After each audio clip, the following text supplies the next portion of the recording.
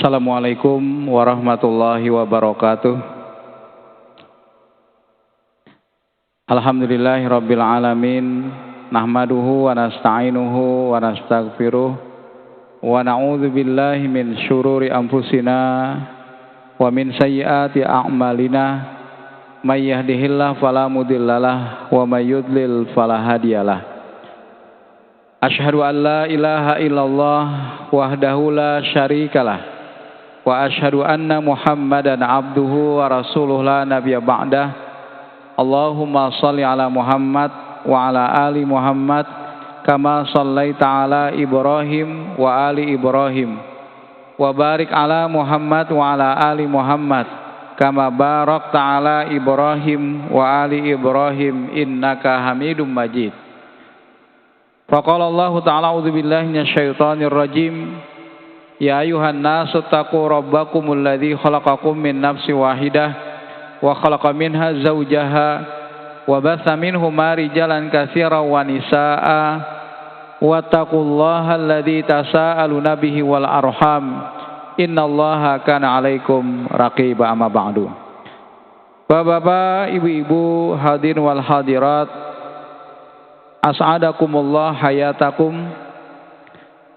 Puji dan syukur marilah bersama-sama kembali kita panjatkan kehadirat Allah Subhanahu wa taala atas limpahan segala nikmat dan karunia-Nya, hidayah serta petunjuknya jualah yang hingga sampai hari ini terus dilimpahkannya kepada kita semua, sehingga dengan nikmat itu pula tergeraklah hati kita untuk dapat melaksanakan rangkaian-rangkaian ibadah kepada Allah Subhanahu wa taala. Semoga sampai detik akhir daripada hayat kita, maka Allah juga mudahkan kita di dalam menjemput kematian husnul khotimah. Amin ya rabbal alamin. Salawat dan salam semoga senantiasa tercurah kepada Nabi kita Muhammad sallallahu alaihi wasallam beserta keluarga, para sahabat, tabi'in, serta pengikut beliau yang senantiasa istiqomah menjalankan sunnah-sunnahnya hingga akhir zaman. Pada kesempatan di malam hari ini, pembahasan kita tentang ahkamul janaiz atau hukum-hukum seputar jenazah dari sebelum seseorang mendapati yang namanya kematian. Maka mungkin ada di antara orang-orang itu yang kadangkala dihampiri terlebih dahulu dengan sakit. Tetapi ada pula orang yang kadangkala tidak melalui proses sakit. Jadi tiba-tiba innalillahi wa inna ilaihi rajiun. Maka tadi siang Jasidin pepandiran aja, pina tagas, pandiran sidin dan segala macamnya. Tapi tiba-tiba subuhnya atau malam harinya sudah terdengar kata innalillahi wa inna ilaihi rajiun. Tetapi ada pula sebaliknya orang yang sebelum dia menjemput sakaratul maut, dia mengalami yang namanya sakit, ditimpakan kepadanya sakit. Tetapi tentunya kita tidaklah berprasangka buruk. Kalau sakit itu adalah tanda ini musibah yang negatif atau juga sesuatu yang dianggap sebagai sebuah keburukan. Tidak. Tetapi justru bisa jadi dengan sakit itu seseorang bisa bersiap-siap. Misalnya ada orang yang divonis sebulan lagi sepertinya akan meninggal dunia. Maksudnya dari segi kesehatan malah, karena yang namanya umur seseorang itu kita tidak bisa memprediksi. Kalau dari sisi ilmu kesehatan, menurut ilmu kedokteran misalnya, dengan penyakit yang dideritanya, maka sepertinya ini tinggal menunggu waktu saja. Bisa jadi seseorang yang mengalami sebelumnya rasa sakit, dia lebih bersiap-siap dibandingkan kita yang sehat walafiat. Dia punya kesempatan untuk bertaubat kepada Allah Subhanahu wa taala. Dia punya kesempatan untuk menyambut kematian dengan sebaik-baiknya. Karena apa? Karena sebelumnya sudah siap sedia, dibandingkan mungkin kita yang sehat walafiat. Nah, oleh karena itulah tidak semua seseorang yang ditimpa sebelum dia menjemput kematian itu sakit, ini adalah dianggap sebagai perkara yang buruk. bisa jadi itu adalah merupakan perkara yang baik baginya. Dan sudah disebutkan di dalam hadis Nabi Shallallahu Alaihi Wasallam, ajaban li amril mu'min, sungguh sangat menakjubkan sekali keadaan orang mukmin itu. Tidak ada rencana Allah yang buruk bagi hambanya. Semua rencana Allah itu semuanya pasti baik. Inna amrahu kullahu khair, sesungguhnya semua urusan baginya itu adalah baik yang Allah tetapkan. Maka ridholah terhadap ketetapan Allah, karena semua yang menimpa kita itu adalah semuanya rencana yang terbaik bagi hambanya. Hanya dalam kacamata kita manusia terkadang itu adalah perkara-perkara yang buruk. Jikalau kita ditimpa suatu musibah, kesempitan, kehilangan dan segala macamnya, maka ini seolah-olah perkara buruk. Maka itu Allah mengingatkan, asa antakrahu syai'an wa huwa khairul lakum. Kamu mengira itu adalah buruk bagimu, tetapi justru itu adalah baik bagimu. Wa asa an tuhibbu syai'an wa huwa syarrul lakum. Kamu mengira itu adalah baik bagimu, tetapi justru itu adalah buruk bagimu. Jadi kita berharap-harap akan mendapatkan sesuai dengan apa yang kita rencanakan, sesuai dengan apa yang kita citakan. Tetapi ternyata batal, gagal apa yang kita harapkan. Dalam kacamata kita manusia, mungkin ini adalah sesuatu keburukan. Ini adalah sesuatu yang sangat aib. Ini adalah sesuatu yang mungkin sangat menyakitkan hati kita. Tetapi yakinlah, semua ketetapan Allah itu tidak ada yang buruk bagi hambanya. Semuanya pasti adalah rencana yang terbaik. Menurut kacamata kita saja yang pada hari ini adalah tidak baik. Justru setelah Allah palingkan kita, setelah Allah gagalkan kita, maka Allah akan memberikan jalan yang itu adalah merupakan rencana terbaik menurut ilmu Allah untuk kita semua. Jadi dalam pandangan kita manusia, kadang-kadang kita anggap ini adalah buruk, ternyata baik. Dalam kacamata kita ini adalah baik, ternyata itu adalah buruk bagi kita.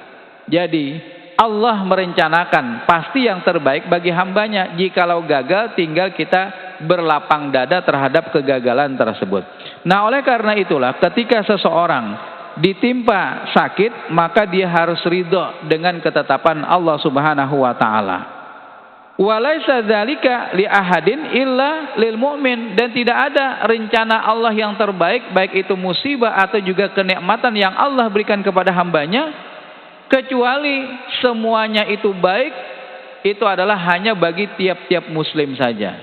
Jadi hanya bagi muslim saja. Walaisa dzalika li ahadin illa lil mu'min, hanya bagi orang-orang mukmin saja semua apa yang menimpanya semuanya baik. Bagi orang kafir, Pak, maka ketika mereka mendapatkan musibah ini buruk, Pak. Tetapi bagi kita seorang muslim, walaupun kita ditimpa suatu musibah, walaupun kita ditimpa suatu kesempitan, maka ini ternyata adalah baik bagi kita. In asabathu sarra'u syakara, apabila dia diberikan oleh Allah kenikmatan, maka dia bersyukur, fakana khairalah, yang demikian itu adalah baik baginya. Sebaliknya, wa in asabathu darra'u sabara, apabila dia ditimpa suatu musibah, kesempitan, kehilangan dan lain sebagainya, maka dia bersabar, fakana khairalah, yang demikian itu adalah juga baik baginya. Sehingga ketika seseorang sebelum meninggalnya misalnya ditimpa satu penyakit, entah itu 1 bulan, 2 bulan, atau mungkin juga 1 tahun, atau mungkin juga bertahun-tahun dia mengalami sakitnya, Pak, bisa jadi itu mengandung hikmah baginya, Pak. Dibandingkan kita yang sehat walafiat, kemudian tiba-tiba meninggal dunia, tidak ada kesempatan bagi kita untuk bertaubat, tidak ada kesempatan bagi kita untuk meluruhkan dosa-dosa yang ada pada diri kita. Dibandingkan orang yang mengalami sakit 1 bulan, 2 bulan, bahkan ada yang bertahun-tahun, Pak. Setelah dia mengalami sakitnya, asalkan dia sabar di dalam sakit yang Allah timpakan, maka bisa jadi pada saat sakaratul maut menjemputnya, dosanya itu sudah luruh semuanya, Pak. Dengan sakitnya itu, asalkan dia bersabar, ternyata bisa menghapuskan segala dosa-dosa pada orang tersebut. Dibandingkan kita yang segar bugar, sehat walafiat, ternyata tiba-tiba meninggal dunia. Belum ada persiapan, belum luruhnya dosa-dosa yang ada pada diri kita. Nah, inilah yang mungkin apa yang ditimpakan kepada orang, yaitu berupa sakit, mudah-mudahan dia ridha terhadap ketetapan atau juga takdir yang sudah Allah Subhanahu wa taala tentukan. Kemudian dalam sabda Nabi sallallahu alaihi wasallam, la yamutunna ahadukum illa wa huwa yuhsinu dzan billah. Janganlah seseorang itu meninggal dunia kecuali dia bersikap husnuzan, Pak, terhadap ketentuan Allah. Maka itu kenapa misalnya seorang mayit itu akan diazab di dalam kuburnya disebabkan karena ratapan atau juga ratapan dari keluarganya, Pak. Jadi dengan meratap itu beda dengan menangis, Pak. Kalau menangis itu hukumnya boleh, karena tidak ada yang namanya seseorang dalam keadaan ditimpa musibah lalu tertawa, karena mungkin normalnya pasti menangis, dan menangis itu adalah sesuatu yang diperbolehkan. Ketika anak Nabi Shallallahu Alaihi Wasallam meninggal dunia, Nabi pun menangis. Kemudian para sahabat ikut juga menangis pada saat itu.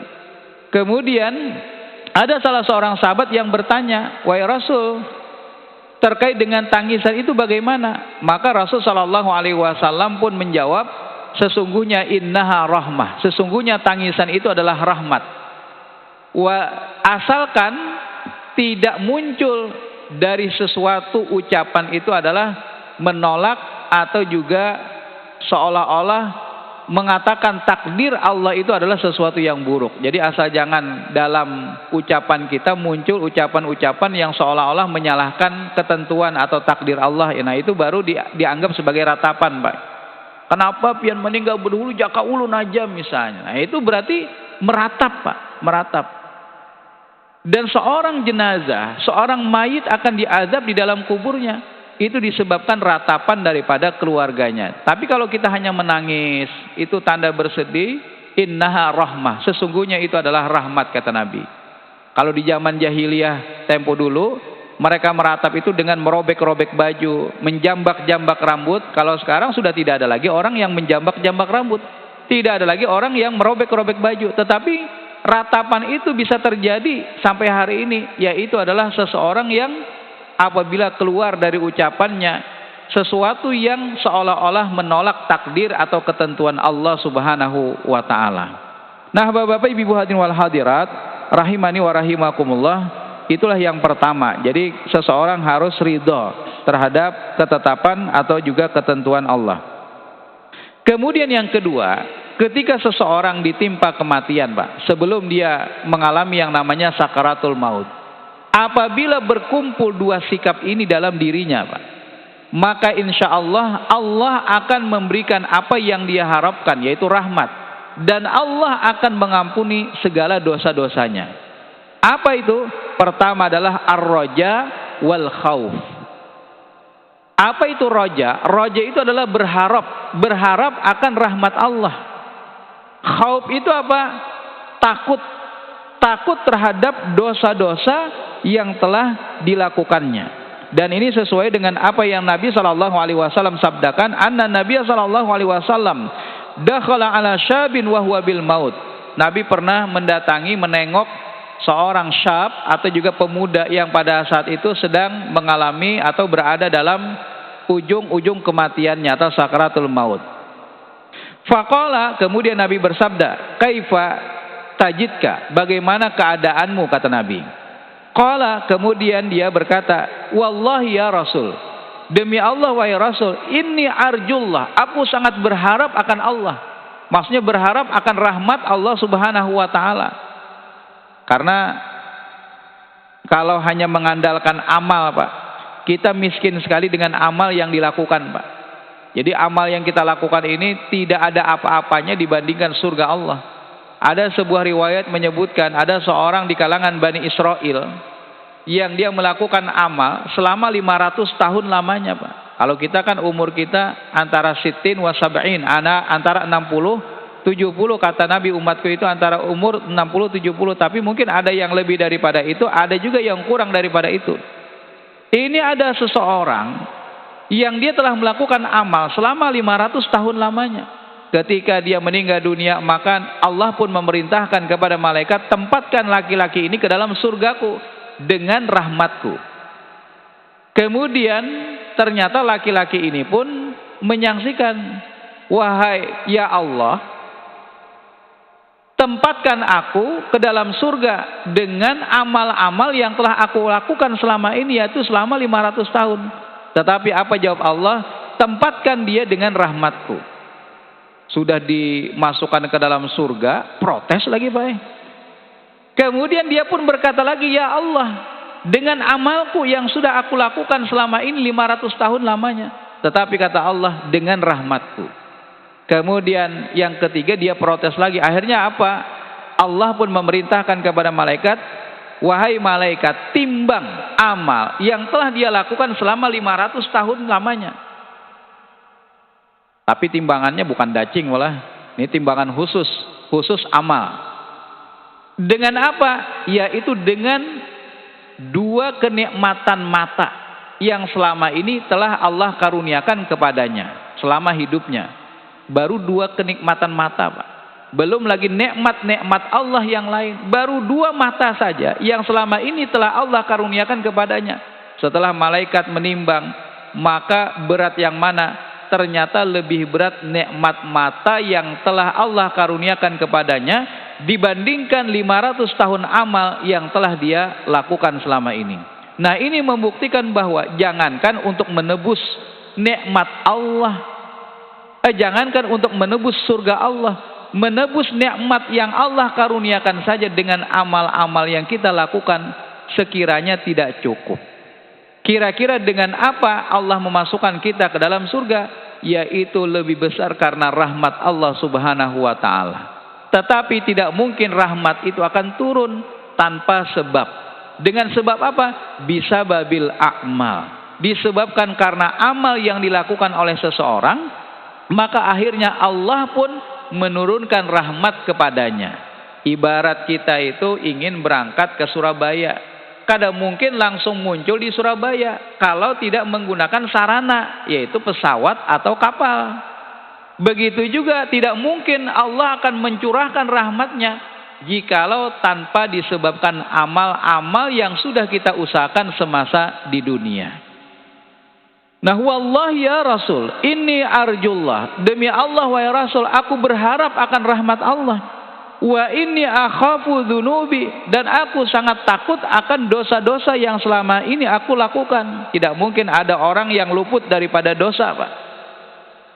Aku sangat takut akan dosa-dosa yang telah aku lakukan. Faqala Rasulullah sallallahu alaihi wasallam, maka bersabdalah Rasul, wala yajtami'ani fi qalbi abdin fi mithli hadzal mautini illa atahullah ma yarju wa amanahu mimma yakhafu. Tidaklah berkumpul 2 sikap ini pada diri seseorang. Jadi tidaklah berkumpul 2 sikap ini dalam diri seseorang. Pertama adalah roja, yang kedua adalah khauf. Dia berharap akan rahmat Allah, takut akan dosa-dosa yang selama ini telah dia lakukan. Tidaklah berkumpul 2 sifat ini dalam diri seseorang. Begitu juga ketika dia menjemput kematiannya. Jadi kalau misalnya kematian menjemput kita, Pak, maka kumpulkan 2 sikap ini, Pak. Insya Allah, Pak, Allah akan a'tahullah ma yarju. Allah akan memberikan kepadanya apa yang dia harapkan, yaitu rahmat Allah. Wa amanahu mimma yakhafu, dan Allah akan mengamankannya daripada apa yang dia takuti. Maksudnya Allah akan mengampuni dari dosa-dosa yang selama ini telah dia takuti. Jadi luruh dosanya, Pak. Luruh dosanya ketika dia menjemput kematian, sakaratul maut. Kalau dia kumpulkan 2 sifat ini dalam dirinya, maka insya Allah akan Allah curahkan rahmat untuknya, dan semua dosa-dosanya akan Allah ampuni, Pak. Nah, maka itu mudah-mudahan Allah mudahkan bagi kita untuk memiliki 2 sifat ini ketika kita menjemput akan kematian. Kemudian yang ketiga, apalagi Pak? Yaitu adalah ketika seseorang ditimpa sakit. Walaupun mungkin sakitnya itu 1 bulan, 2 bulan, bahkan sampai bertahun-tahun. Jangan sampai sekali-kali muncul harapan agar dia cepat-cepat meninggal saja. Jadi jangan ada sedikit pun perasaan, ya Allah, lah kasih mati akan aja. Sudah uyuh bertahun-tahun mengalami penyakit ini. Maka itu dilarang kita berharap akan kematian, Pak. Nah, Nabi mengajarkan apa? Yaitu adalah berdoa kepada Allah. Jikalau memang sakitnya itu sakit berat, ya memang mudah kita ucapkan, belum tentu kita juga bisa melakukan seperti itu. Tapi paling tidak ini menjadi motivasi bagi kita. Kalau misalnya suatu ketika kita ditimpa sakit, maka apa doa yang bisa kita ucapkan? Jadi bahkan hukum tentang suntik mati itu Pak, itu dilarang Pak. Misalnya ada orang yang tidak bisa mati-mati misalnya. Kemudian, nah menurut hukum, bahkan sudah dikaji oleh tarjih, itu dilarang seseorang melakukan suntik mati. Dan keputusan ini belum ditanfiskan, belum dikukuhkan. Jadi suntik mati itu hukumnya haram. Sekalipun orang ini tidak ada harapan lagi, maksudnya ditolong pun tidak ada harapan lagi. Dia hanya bisa bertahan hidup itu menggunakan alat-alat yang dipasang. Nah, kecuali kalau memang keluarga sudah tidak mampu untuk membiayai, misalnya karena menggunakan alat-alat yang dipasang untuk membantunya agar bisa tetap bertahan hidup itu cukup mahal, sementara ekonomi keluarga itu tidak mampu, ya sudah dicopot Pak. Dicopot semua alat-alat yang ada di tubuhnya karena tadi ketidakmampuannya membayar. Tapi tetap tidak boleh dilakukan suntik mati atau obat yang mempercepat untuknya kematian. Itu haram hukumnya. Jadi sekalipun misalnya masih bisa dibantu dengan alat, kalau keluarganya itu mampu, maka pasanglah alat. Kalau keluarganya tidak mampu, ya sudah, copot alat-alatnya, biarkan dia tetap dalam keadaan demikian. Tidak boleh dilakukan suntik mati atau obat yang bisa mempercepat kematian baginya. Tinggal bagaimana Rasul mengajarkan, ucapkanlah atau berdoalah, Allahumma ahyini. Nah, jadi bisa kita sebagai yang sakit berdoa, kalau misalnya dia tidak mampu lagi antara koma misalnya, maka kita keluarganya yang akan berdoa, Allahumma ahyini maka natil hayatu khairan li. Ya Allah, hidupkanlah aku atau hidupkanlah dia seandainya hidup itu adalah baik baginya. Wa tawaffani idza kanatil wafatu khairan li, dan wafatkanlah, matikanlah aku atau dia sekiranya wafatnya itu adalah baik baginya. Jadi maksudnya bukan kita berharap kematian, bukan juga berharap akan terus bertahan hidup, tetapi jikalau memang itu adalah baik, kehidupan baik baginya, maka berikanlah hidup itu. Jikalau kematian itu baik baginya, maka wafatkanlah dia dalam keadaan baik. Kemudian selanjutnya yang keempat apalagi, yaitu adalah tunaikan segala kewajiban-kewajibannya. Jadi kalau seseorang sudah mengalami menjelang sakaratul mautnya, maka sebelum itu tunaikan apa yang menjadi kewajiban-kewajibannya, terutama terkait dengan hutang piutang, Pak. Jadi kalau bisa hutang piutangnya itu sudah disebutkan oleh yang bersangkutan, aku punya hutang dengan si fulan, agar tidak menghalangi nikmat yang nantinya Allah berikan untuknya. Dia tidak terhalang gara-gara hutang yang dia miliki. Kecuali kalau hutangnya masih lama Pak, misalnya hutang rumah, kredit rumah misalnya, atau hutang kendaraan sampai tahun 2024 misalnya. Nah kalau seperti itu tidak masalah Pak, itu menjadi tanggungan keluarga. Bahkan ada di antara hutang piutang itu yang langsung diputihkan atau juga setelah dia meninggal dunia dianggap lunas. Tapi kalau memang hutang itu jatuh tempo, nah sementara memang menjelang kematiannya, maka kalau bisa kewajiban-kewajiban tentang itu dibayarkan oleh ahli warisnya. Kemudian selanjutnya yang kelima adalah hendaknya seseorang berwasiat jikalau dia memiliki harta. Jikalau dia memiliki harta, maka hendaknya dia berwasiat. Kutiba alaikum, diwajibkan atas kalian, idza hadara ahadakumul maut, apabila datang tanda-tanda kematian kepada salah seorang di antara kalian, intaraka khairan, apabila dia memiliki harta. Nah, di sini tidak disebutkan berapa jumlahnya, Pak. Yang penting dia memiliki harta. Mau dia adalah berlebih atau mungkin juga sedang-sedang saja, yang penting dia memiliki harta. Apa ketentuan atau yang telah Allah wajibkan untuknya? Al-wasiyah. Wasiyatu lil walidain wal aqrabin bil ma'ruf haqqan 'alal muttaqin, yaitu agar dia berwasiat. Nah, kalau dulu sebelum ayat ini dihapuskan tentang hukum berwasiat, maka mereka berwasiat itu kepada walidain, orang tua, wal aqrabin, dan kerabat dekat. Nah, sementara yang namanya wasiat untuk ahli waris itu sudah dihapuskan. Ada boleh lagi wasiat, Pak. Wasiat, la wasiata liwarithin, tidak ada wasiat untuk ahli waris. Jadi jangan sampai seseorang yang meninggal dunia, yang mau meninggal dunia, ini nah wasiatku kena hartaku seluruhnya untuk anakku yang pertama, itu melanggar ketentuan waris, Pak. Tidak boleh. La wasiyata liwarithin, tidak ada wasiat untuk ahli waris. Karena apa? Ahli waris itu sudah mendapatkan bagian, yaitu bagian warisan. Yang boleh diberikan wasiat itu dari harta yang kita miliki adalah orang-orang di luar daripada ahli waris. Misalnya kita punya anak angkat selain daripada anak kandung, yang membantu kita justru lebih banyak anak angkat. Nah, kasihan dia tidak mendapatkan warisan, karena warisan hanya untuk ahli waris. Dan anak angkat itu tidak bakalan bisa dapat warisan. Tapi ada solusi lain yang diberikan oleh Islam, yaitu kita bisa memberikan yang namanya wasiat. Wasiat untuk kerabat dekat di luar daripada ahli waris itu boleh, Pak. Tapi kita juga harus menjaga hak daripada ahli waris. Maka itu Nabi menentukan wasiat itu tidak boleh lebih daripada sepertiga harta warisan. Jadi kada boleh lebih. Kalau kurang dari itu boleh. Kalau lebih daripada itu dianggap penzoliman terhadap ahli waris. Mentang-mentang Sidin misalnya punya anak angkat yang membantu dalam keseharian Sidin, pada saat Sidin sakit juga dibantu. Sementara Sidin misalnya, mohon maaf, nauzubillah, marah terhadap anak-anak. Padahal anak-anaknya berhak untuk mendapat warisan.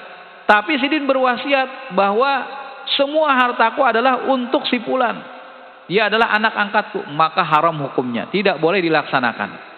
Karena apa? Karena ada ahli waris yang tidak boleh dizolimi. Kuntu ma'a Rasulullah sallallahu alaihi wasallam, ma'a Rasulillah sallallahu alaihi wasallam, aku bersama Nabi. Fi hajjatil wada, pada haji wada, kata Sa'ad bin Abi Waqqas. Pamarattu mardan asfaitu minhu alal maut, maka pada saat itu aku mengalami sakit yang sekiranya sakit ini adalah sebagai kematian atau tanda-tanda kematian. Fa'adani Rasulullah sallallahu alaihi wasallam. Kemudian setelah itu Nabi sallallahu alaihi wasallam pada saat aku sakit itu menjengukku. Nabi menjengukku, kemudian berkatalah Sa'ad bin Abi Waqqas, ya Rasulullah, wahai Rasul, inni li malan katsiran, wahai Rasul, ulun memiliki harta yang banyak. Walaisa yarithuni, dan tidak ada orang yang mewarisiku, illa ibnatun li, kecuali hanya satu anak perempuan saja yang mewarisiku. Fausini, maka aku pun berwasiat agar daripada hartaku itu diberikan 2/3 daripada hartaku itu diberikan untuk wasiat. Nah, jadi dia sudah berwasiat, Pak.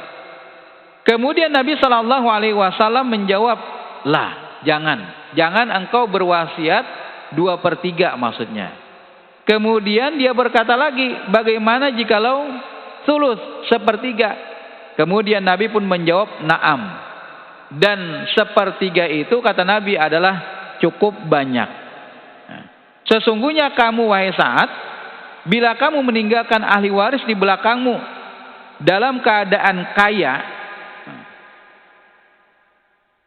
ya Sa'ad, intada warasatuka agniya, kalau engkau meninggalkan di belakangmu keturunan yang bahasanya itu cukuplah dari segi kepemilikan harta, khairun laka min antada'hum alatan yatakaffafunan nas, itu lebih baik dibandingkan engkau meninggalkan keturunan di belakangmu yang mereka meminta-minta kepada orang lain, kepada manusia lain.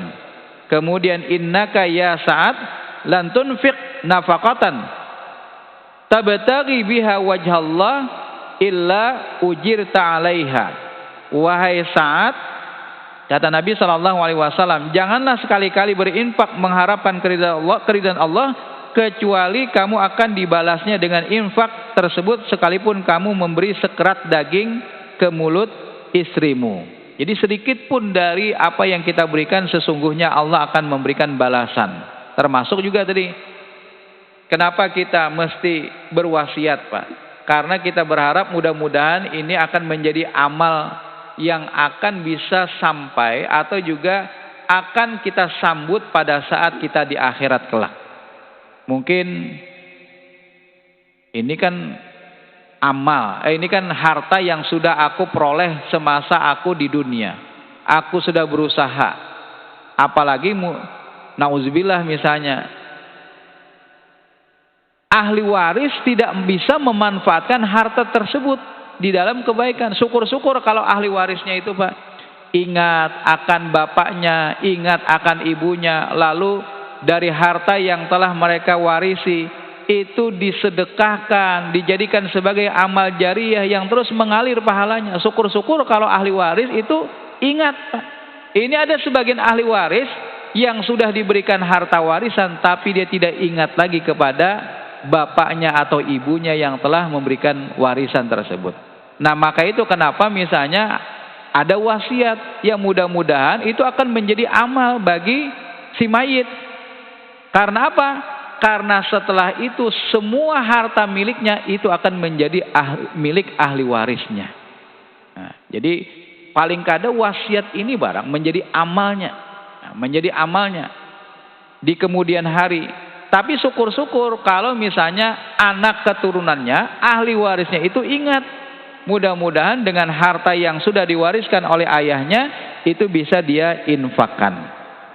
Maka itu ketika seseorang mengalami atau mendekati kematian, maka jangan lupa agar dia berwasiat. Bahkan di dalam sebuah hadis Nabi SAW, mahakum mri'im muslim yabitu lailataini walahu syai yuridu ayyusiya fihi illa wasiyatuhu maktubah inda ra'si. Tidak patut bagi seorang mukmin bermalam 2 malam padahal dia memiliki harta, maka hendaklah dia berwasiat, tertulis di sisinya. Jadi kalau misalnya kita punya harta, ini kira-kira umurku ini kada seberapa lama lagi, maka hendaknya dia menuliskan wasiat atau mengucapkan wasiat. Tapi wasiat yang diperbolehkan itu adalah wasiat yang berkaitan atau tidak bertentangan dengan syariat. Tapi kalau wasiatnya itu bertentangan dengan syariat, maka kada boleh dilaksanakan, Pak. Baik itu berkaitan dengan harta atau berkaitan di luar daripada harta. Misalnya apa? Kalau aku meninggal dunia, kena kuburkan di Mekah misalnya. Ini kan memberatkan ahli waris, itu tidak perlu dilaksanakan, Pak. Jadi pertama, tidak perlu dilaksanakan wasiat itu kalau pertama memberatkan, menyulitkan ahli waris. Yang kedua apa? Tidak perlu dilaksanakan kalau wasiat itu bertentangan dengan syariat Islam. Misalnya kalau aku meninggal jangan dimandikan.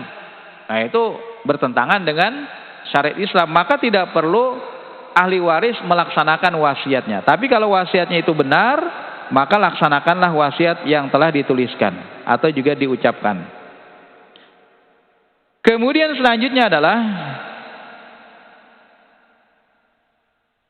jadi kalau hal-hal yang diharamkan dalam wasiatnya, maka tidak perlu bagi ahli waris untuk melaksanakannya atau juga menyimpang daripada hukum syariat.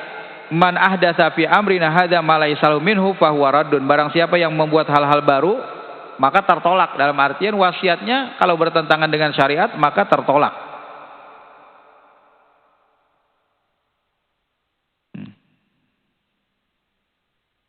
Kemudian selanjutnya adalah terkait dengan apa saja yang mesti dilakukan ketika seseorang mendapati akan kematian.